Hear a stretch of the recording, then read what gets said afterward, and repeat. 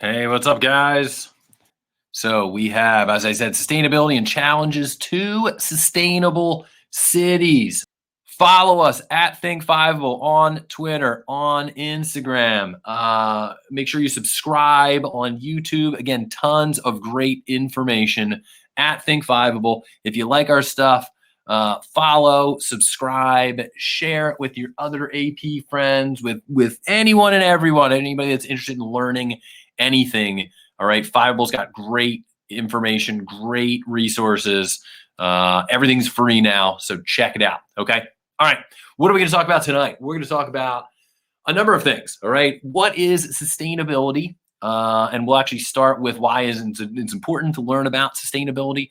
We're going to look more specifically at urban sustainability, and I'll talk about why when we get there. All right. And then we're going to look at some of the challenges to sustainable cities. If we have time at the end, which I think we should, we have multiple choice questions. This is very important. It's in Unit 6 of the AP Human Geography, talking about sustainability, energy development, that sort of stuff. It shows up on multiple choice questions. It's possibly going to show up on FRQs. I know 2 years ago, there was a question about urban sustainability, slow growth cities, stuff like that. So it is very important to study, all right, for my people that are hoping to get, 4s, especially 5s in the 5, there we go, all right, in the Human Geography AP test, May 5th, less than 2 months away, people, all right. Okay. All right. So why is sustainability important, first of all?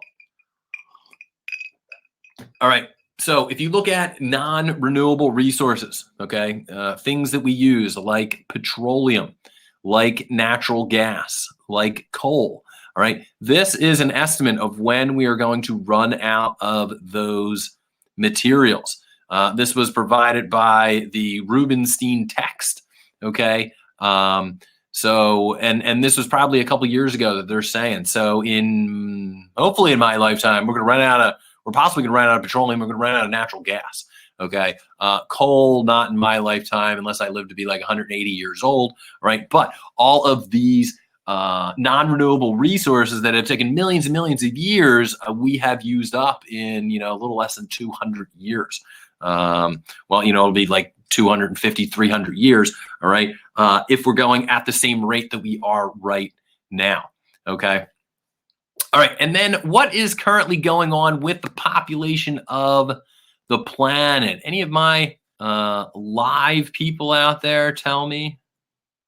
Wow, we have one live attendee. All right, well, I'll tell you what's going on with the population of the planet. All right, it is going up. It's going up and up and up.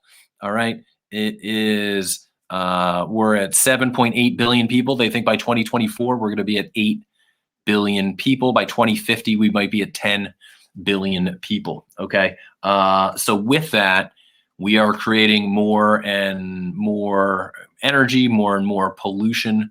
Okay. So it is very important that we be sustainable. Okay.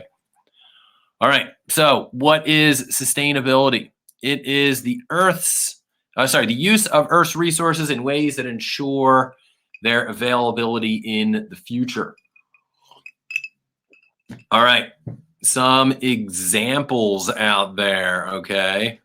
See if you guys can tell what this is right here, okay?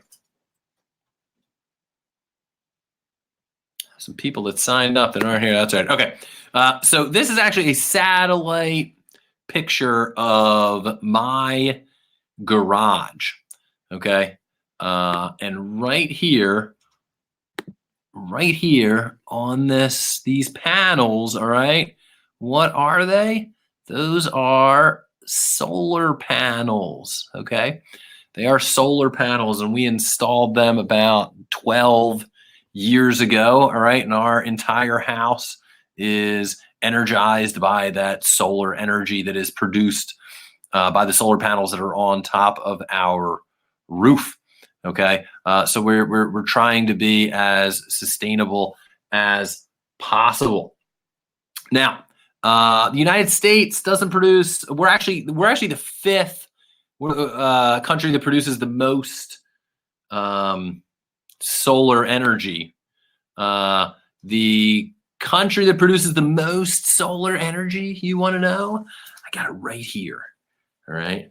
It is, boom, Deutschland. It is Germany. Germany produces the most solar energy in the world. Actually, the top three are all European countries. Number one is Germany. Number two is Spain. Number three is Italy. Number four is the most developed Asian country in the world. That would be Japan. And five is the United States.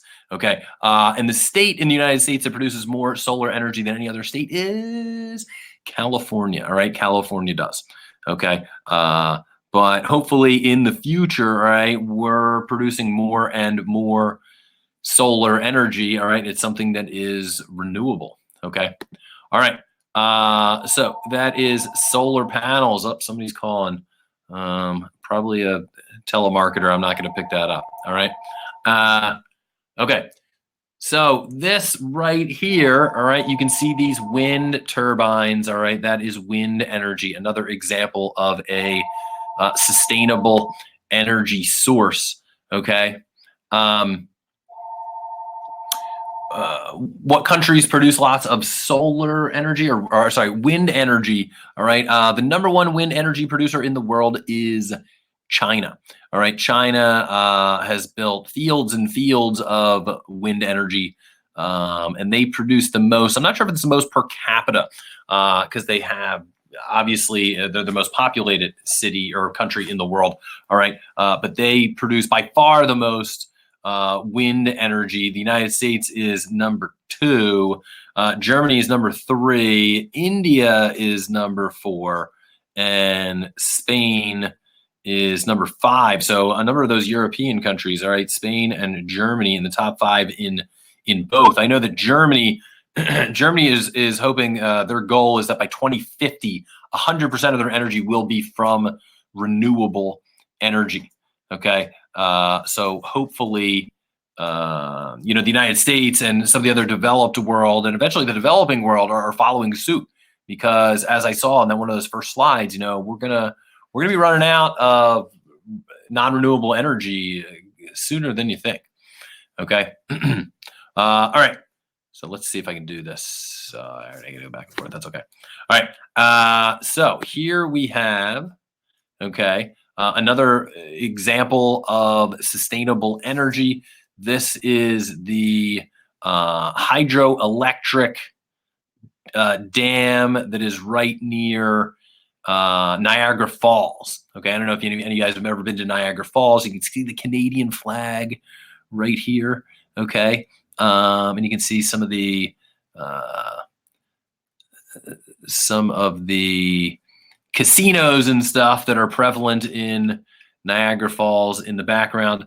Canada produces about 75% of their energy, I think, is hydroelectric power. Oh, I got my Canada shirt too. Boom. All right. We have Canada. They actually don't produce the most hydroelectricity in the world. Again, that is China is number one. China has utilized a lot of dams. There's actually been some controversy, I know, with the removal of some people so they could build the dam. And Brazil uses a lot. The United States is fourth. Russia is fifth. It makes sense that Brazil and Canada use so much because Canada has tons of water. Niagara Falls produces tons and tons of energy because of the power that it's exerting, and that's another good example of a renewable energy source. Okay, and with Brazil, you have the Amazon River as well as the all the tributaries of the Amazon as well that they can use for hydroelectricity. All right, now we have this last example, unless I'm missing another one. Okay, so this right here is a picture that probably my wife took. I don't think I took it. All right, when we were in What country, you ask? I've been to over 25 countries. I don't remember the exact number at this point. All right. But one of my favorite countries in the entire world, all right, is Iceland. Boom, right there. All right. Iceland is amazing. Okay. This type of energy right there that is being produced, I think that, I don't know if you can tell, that's like a factory in the background. Anyway, that is a geothermal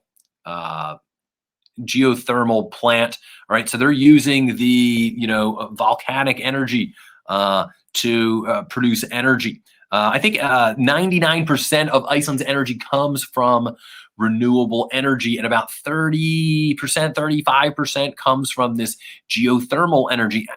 Now, why doesn't every country in the world use that? Well, the reason is honestly that geothermal energy isn't everywhere. Okay, Iceland is a very volcanic island, so they can harness that energy. Now, in the United States, we actually produce the most geothermal energy in the world. That's not per capita, okay, but we have been able to harness it. It's in certain areas like if any of you guys ever been to like Yellowstone.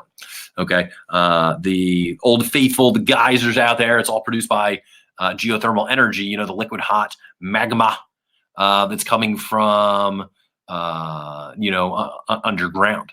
Okay, but there are other countries that use it. I think actually Kenya produces more or uses more of their more of the total energy that they use. I think they're the only country in the world that uses over 50% of their energy comes from geothermal energy. Then you also have like the Philippines, El Salvador, but also New Zealand, Costa Rica are tied for 5th. But again, that is more of like a site factor. You need to have that energy there depending on where you're at to be able to use that, to be able to harness that. Okay. Excuse me, I'm getting over a pneumonia. Actually, I was out of school for about a week, 2 weeks ago. Okay, so that is sustainability. Let's move on here. What do we got? All right. So as we said, sustainability is the use of Earth's resources in ways that ensure their availability in the future. So the question is, how can we be sustainable? All right. Well, first we can do this. All right. We can reuse stuff. All right. We can reduce the amount that we're using or the amount of trash that we are producing. All right. And we can recycle. Now, recycling is good. You should be recycling. You should be recycling, paper, plastic, aluminum. There's tons of stuff that can be recycled, and whatever can be recycled should be recycled. I know that in my town, in Pottstown, Pennsylvania, recently they changed the policy of what you can put in the recycling can. So now we can put like plastic bags. All right, where we used to have to take them somewhere specifically. There were different stores that had them outside that recycled them. Now we can put them right in our recycling bin, our container. All right, so recycling is good, but reducing the amount that you're using can be even better. I know, like a good example is plastic water bottles. Okay, plastic water bottles are terribly wasteful. Okay, if you are using a plastic water bottle, instead of recycling it right away, you can reuse it. All right, go and fill it up again. All right, if you do need to do that. All right, I know that at the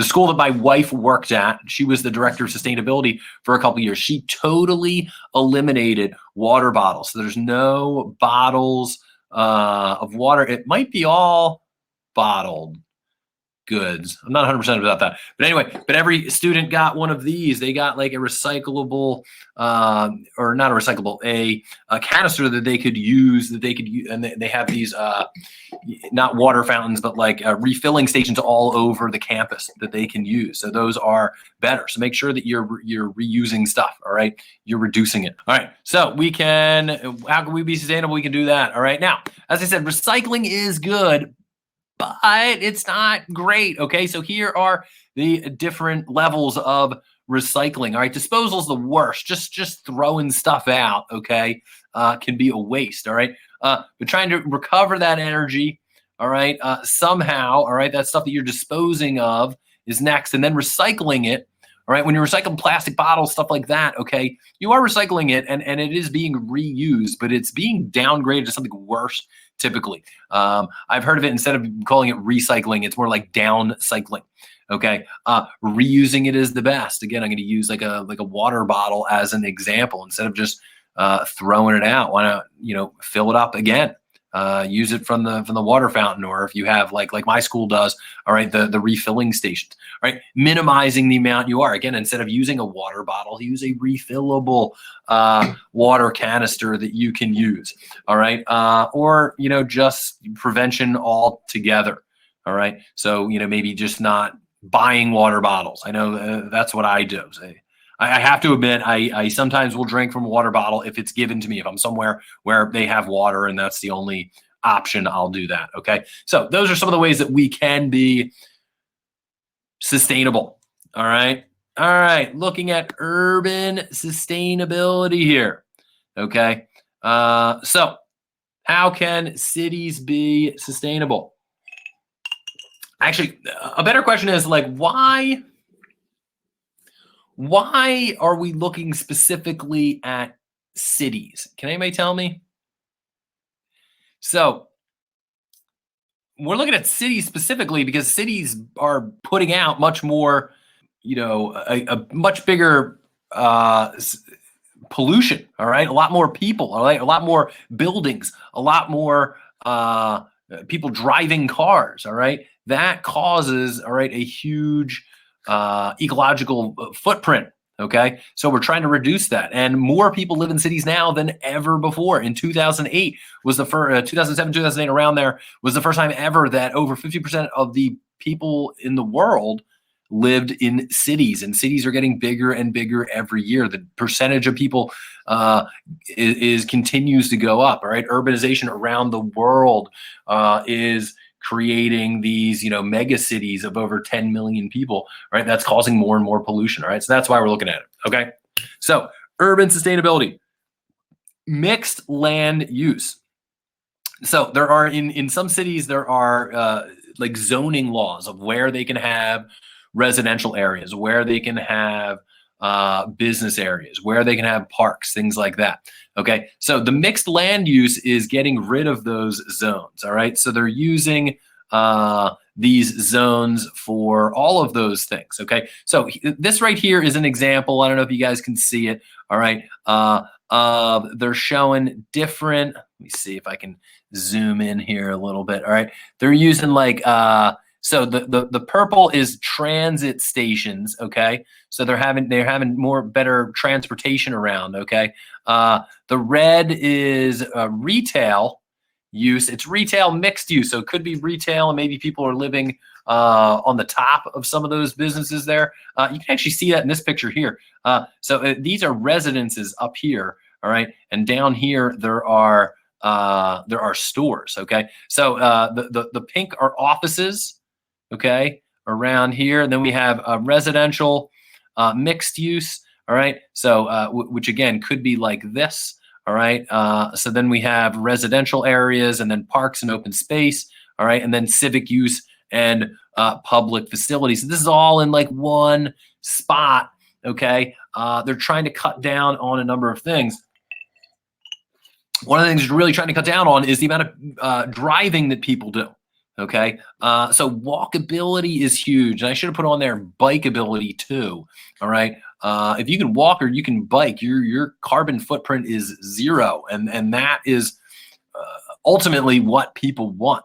Okay, all right. So then they also have this transportation-oriented development. Thinking that everybody can walk and bike to work would be ideal, but it's not the reality of the situation. Okay, so up here we have we have like a tram.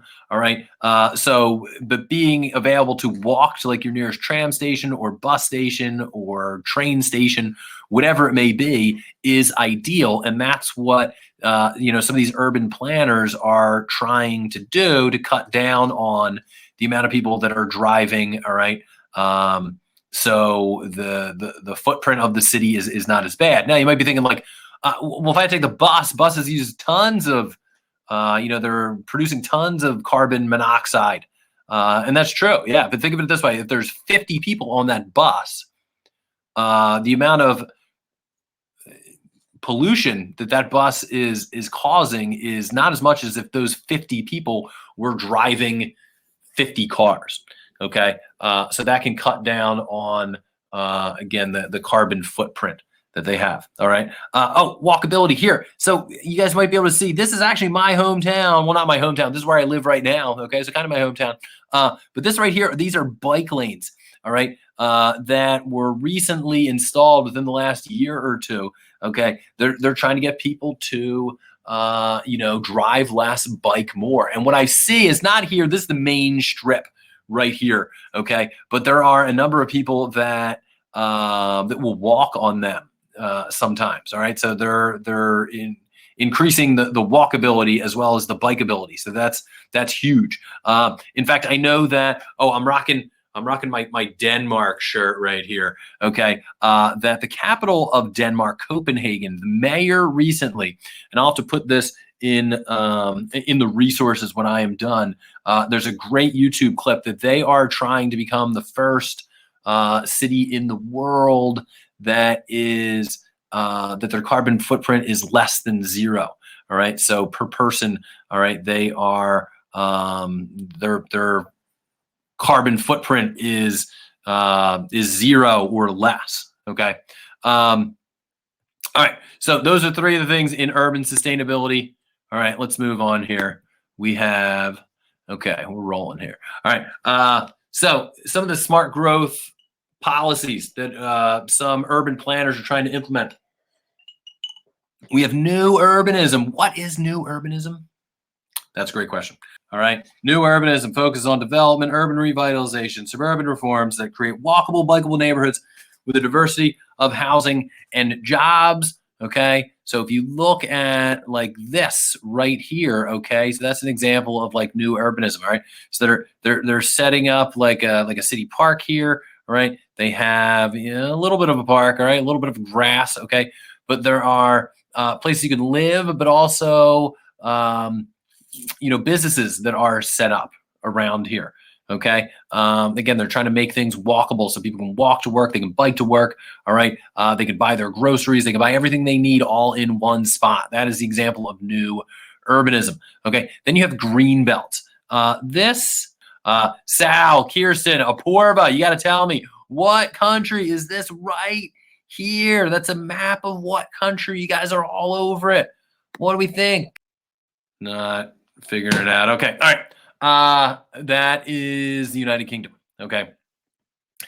These things that you can see, these green things, all right, are green belts. Okay. What is a green belt? Well, what they do is, excuse me, they will specifically have like forests and green and parks, all right, that they build and they're not allowed to develop on outside of cities. So it is a belt that is surrounding the city that is all of forests or trees, parks, green. It's stuff that you're not allowed to build anything on. Those are called green belts. All right. So that is something that they're implementing, and that is a very good way to reduce urban sprawl and suburban sprawl. All right. If you only have a certain amount of limit of places you can go to, all right, then that's it. All right. The city can't build any further. All right. They also have slow growth cities. So what a number of urban planners are doing is they are figuring out ways in which, what's up, Carol boys? All right, Max Tyrell's in the house. What's up, Max? So Max, tell me this. What city is this right here, Max? You're all over. This is a layup, bud. It's a gimme. All right, while Max is thinking about that. So these slow growth cities, these urban planners, what they're doing is, all right, they're figuring out, they're having like, a 5-year plan. They're having a 10-year plan. They're having a 20-year plan of when they're actually going to implement some things or build some things, right? Leave some things. So this city right here, Max couldn't figure it out. All right, that is Philadelphia, okay? So that is, I told you I live in Pottstown. All right, Philadelphia is about 25 miles away from Pottstown. Okay, so I'm in the suburbs of Philly. I am unfortunately, I'm a victim of urban or suburban sprawl. Okay. Anyway, Philadelphia, okay, can't really grow. The pick on the bottom right is Philly. Yes, Max got it. Good stuff. Okay. So within the last 30 years, all right, Philadelphia can't grow too far out, all right? The city can't, but the suburbs could. Anyway, if you look at these buildings, okay, this is the Comcast Tower, all right? That was built in the last, I'm going to say, 15, 20 years, okay? This is Liberty 1 and Liberty 2. They were built within the last 25 or 30 years. If any of you guys have ever seen the movie Rocky, all right, Rocky runs to the top of the art museum steps, right? He puts his arms up. Yo, Sal, what's up? All right, and he is. You can see the tallest building in Philadelphia at the time was City Hall. Okay, that movie was made in 1976. Since then, all right, all of these buildings have been made.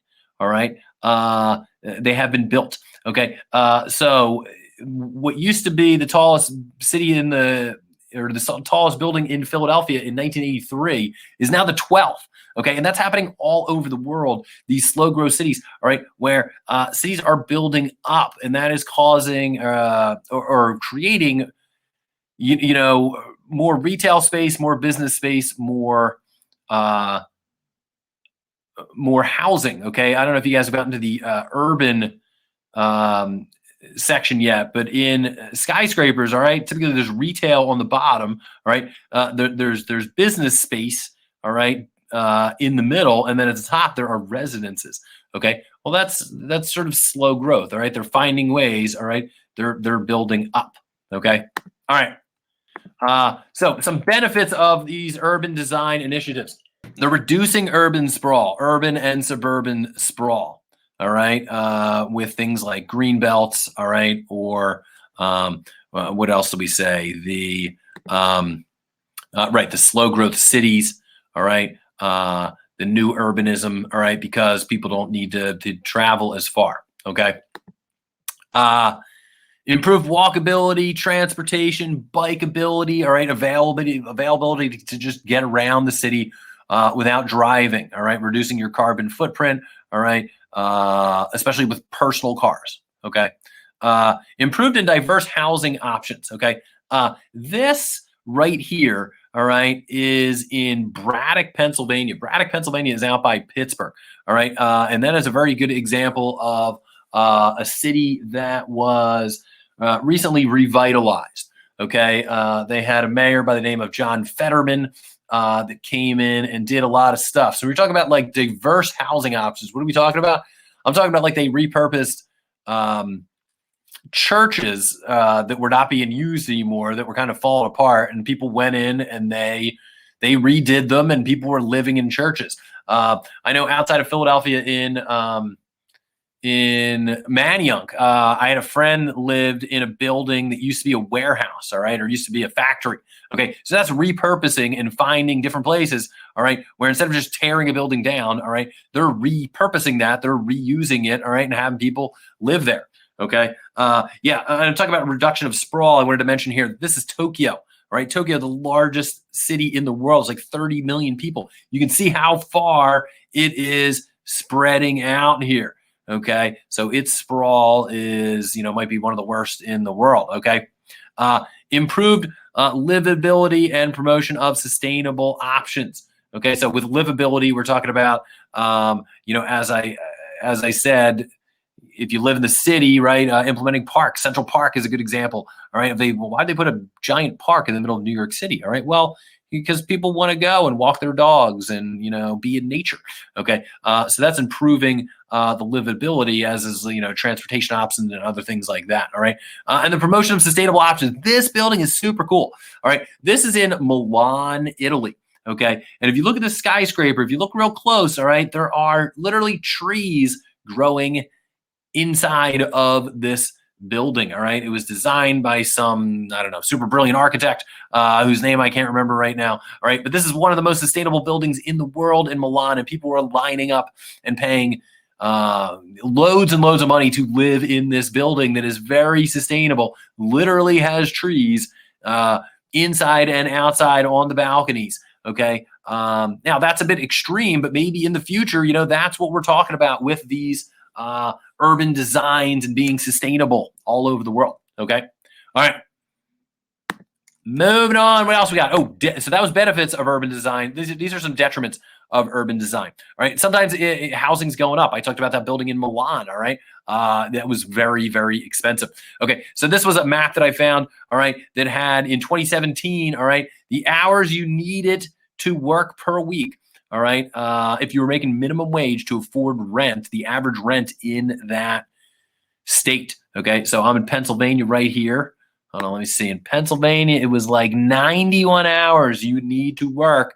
All right. To afford rent. All right. In New York, it was over 100 hours. Okay.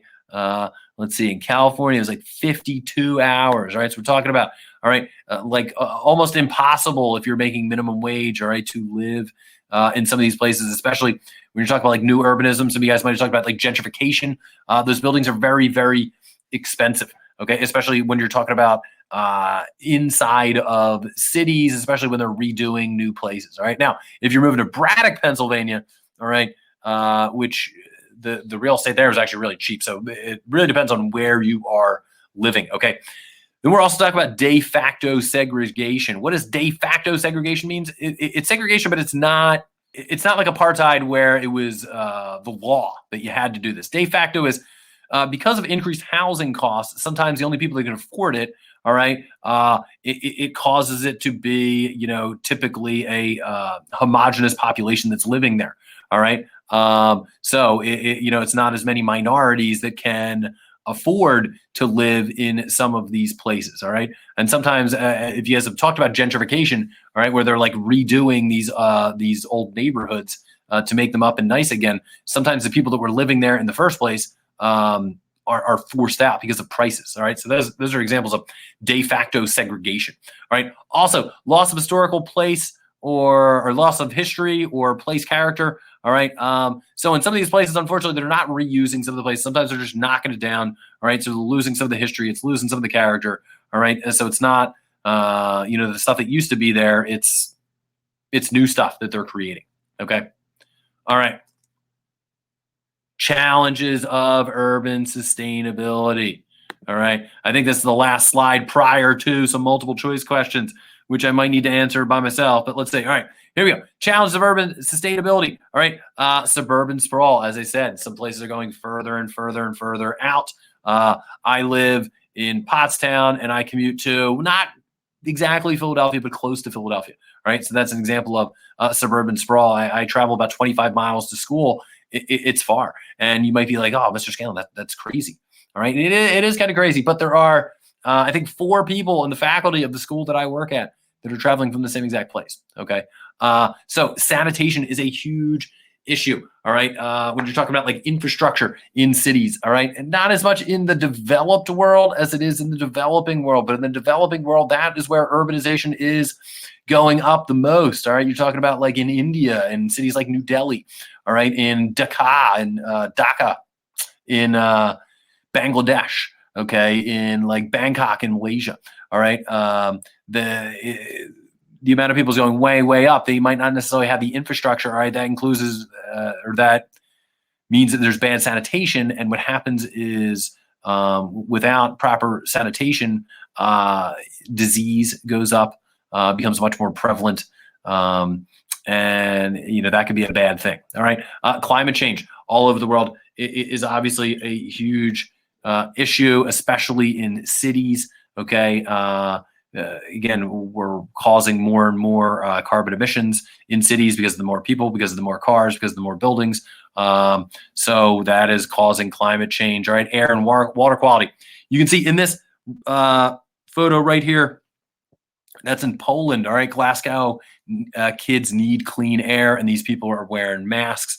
I know that in some cities in China, at times, here in Pennsylvania, occasionally we have snow days. Kids have been getting off more recently for some other things. We talked about the coronavirus earlier. A number of school districts had offered that today. All right, but in China, sometimes the kids are getting off because the air quality is so bad that they don't want them walking to school. All right, and that is typically in these large mega cities of like over 10 million people. Okay, so air and water quality can be a huge issue. As I talked about, the ecological footprint in cities is very huge because of the energy use, because of the amount of people, because of the amount of businesses, because the cars, the transportation, the amount of people that are there. All right. Hopefully this all made sense. And now you guys can answer. One more. I lied. All right. Challenges of urban sustainability. All right. Oh, you know what? And this was just another slide. That's the same one. All right. But here's energy consumption. We talked about one of those first slides. All right. The amount of oil that is being used. This is from the 1960s to like the present day. All right. Here it is. This is the amount of coal that is being used that continues to go up. All right. And then this is the amount of gas. All right. Where the red is nuclear energy, which we don't really talk about too much. All right. And then the other one is sustainable energy. It's going up a little bit. Sorry, renewable energy or sustainable energy.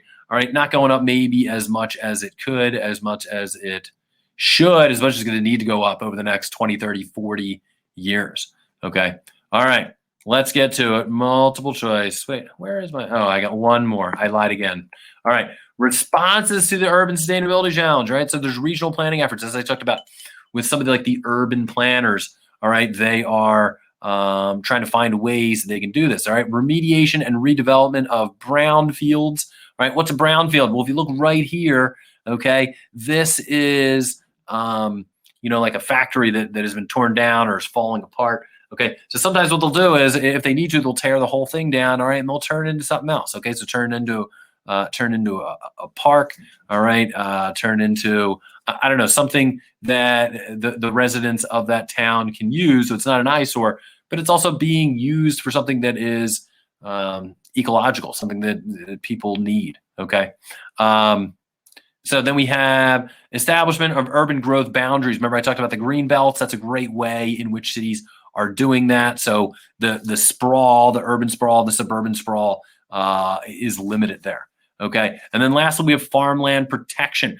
You guys have probably talked about the agricultural unit so far. When you talk about farmland protection, a lot of farmland is being bought by developers. All right. It's being bought and they're turning it into strip malls, or they're turning it into business offices, or they're turning it into residential neighborhoods. Okay. So if there are farmland protections, like certain laws on the books, then that can't be done. They can't be bought for that. All right. First multiple choice question. All right. Many medium-sized metropolitan areas have added light rail train systems to their public transit networks. Which of the following best explains the goal of light rail projects? A, B, C, D, or E? All right, let's look at these. Hopefully you did not think it's to reduce highway accident numbers due to unsafe driving and outdated, less safe vehicles. I know where you're at that has less safe vehicles. That is not the case. Again, they're not trying to get rid of accidents for this reason, okay? Protect wetlands and local lakes from water pollution caused by industrial waste discharge. That might be happening, but that's not light rail. That's not why places are trying to implement light rails, okay? Let's skip C. If you thought it was C, I think you're right, but let's look at why it's not D or E. All right, D, redevelop urban brownfields and promote farmland protection policies that reduce urban sprawl. That's something that people are trying to do, but it does not answer this question specifically about light rail projects, all right? And E, plan for sustainable residential zoning and establish an urban growth boundary around cities. Again, that's something that might be being done in these slow growth cities. All right, but it does not answer the specific question about light rail projects. And this one, they're trying to reduce the ecological footprint of cities and reduce air pollution created by vehicle exhaust. Okay. All right. Two more. New urbanism is an example of sustainable urban development. This type of development is intended to do what? All right, let's look at the possible answers that it could have been here. It could have been A, reduce the miles driven on personal vehicles. Yes, that's what it's trying to do. Absolutely. Okay, definitely.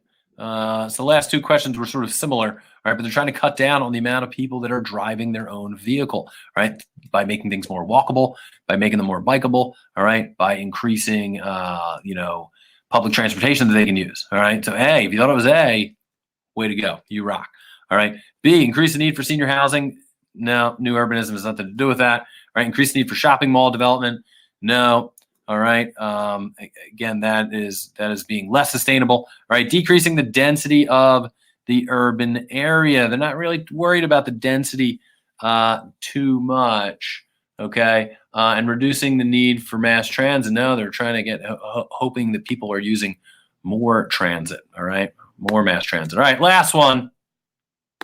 This is a great question. I got all these questions right from the AP Classroom website, by the way. But this is a really good one. All right. This model here.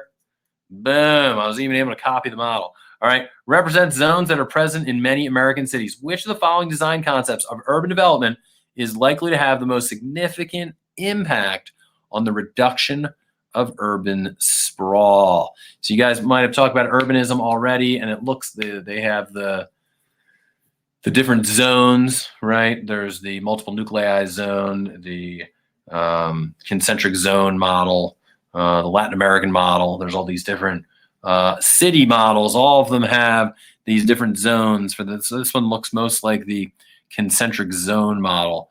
All right. But which one of these is going to reduce the urban sprawl? All right. Let's take a look at our possibilities here. All right. Let's start with A. Let's go backwards. All right.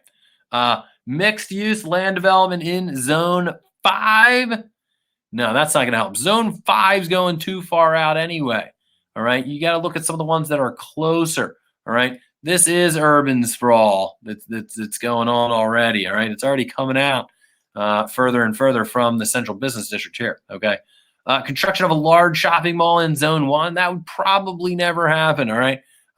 Remember, the closer the business district you get, the more expensive land is. Building a giant mall in the middle of a central business district is not a good example of urban or reducing urban sprawl. All right. C, gentrification of older housing in select neighborhoods in zone 3. No, I mean, that's going to cause more people to move into zone 3. It is low income residential housing. All right. But that's not going to reduce urban sprawl. All right. Remember, urban sprawl is getting further and further away. All right. Construction of a large family housing development in zone 4. I mean, they already have middle income residential. All right. So that's not really going to reduce it as well. All right. But transformation of warehouse space in zone 2 into high income rental properties. Yes. So that is repurposing or reusing or finding different ways to use residences. Okay.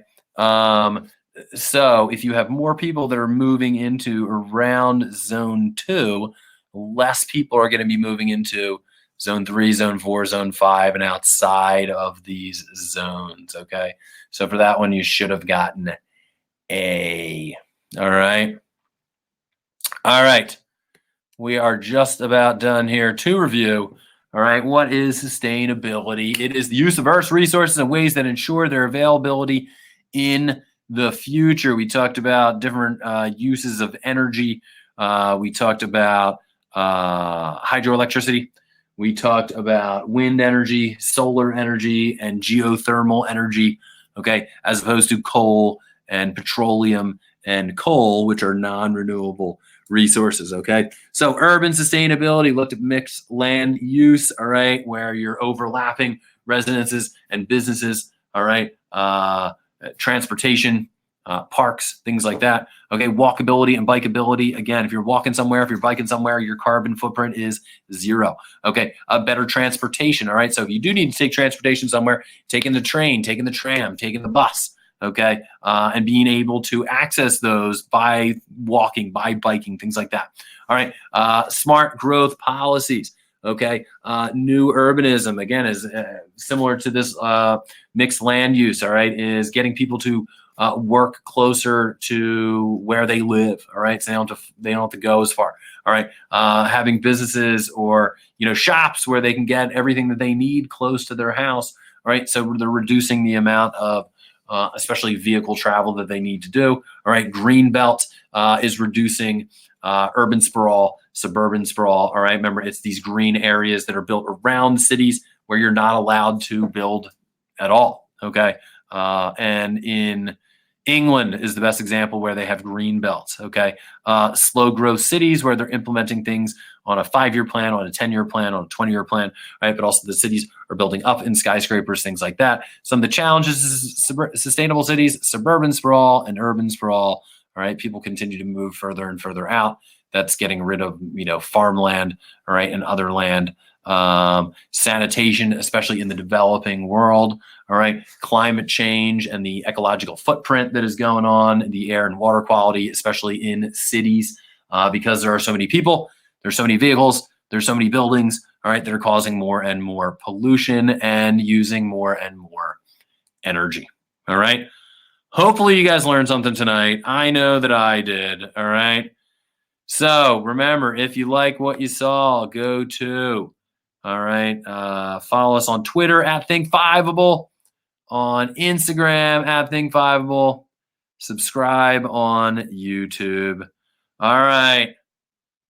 Hopefully everybody's watching this tomorrow, the next day, before the AP test, May 5th, people. Good luck, guys.